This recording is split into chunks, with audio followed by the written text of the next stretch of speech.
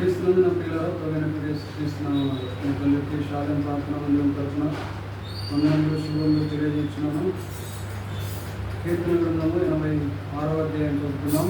యెహోవా, నేను దీనుడను దరిద్రుడను, చెవియుకి నా పుత్రము, నేను నీ భక్తుడను, నా ప్రాణము కాపాడుము. నా దేవా, నిన్ను నమ్ముకుని ఉన్న నీ సేవకుని రక్షింపుము. ప్రభా, దినమిల్లా నీకు మొరపెట్టుచున్నాను, నన్ను కరుణింపుము. ప్రభా, నా ప్రాణము నీ వైపునకు ఎత్తుచున్నాను, నీ సేవకుని ప్రాణము సంతోషింపజేయము. ప్రభా, నీవు దయాళుడవు, క్షమించుటకు సిద్ధమైన మనస్సు గలవాడవు. నీకు మొరపెట్టు వారందరి ఎడల కృపాతిశయం గలవాడవు.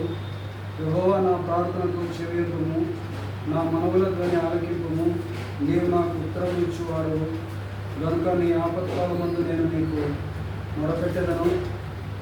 ప్రభా, నీవు మహాత్మ్యం గలవాడవు, ఆశ్చర్యకార్యములు చేయవాడవు.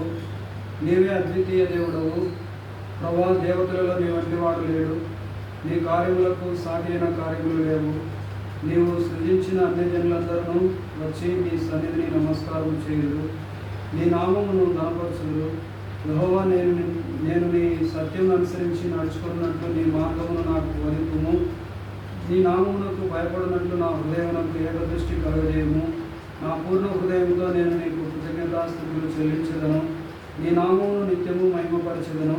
ప్రభువా, నా దేవా, నా ఎడల నీవు చూపిన కృప అధికమైనది. పాతాళపు అగాధం నుండి నా ప్రాణమును తప్పించి ఉన్నావు. దేవా, గర్విష్ఠులు నా మీదకి లేచి ఉన్నారు.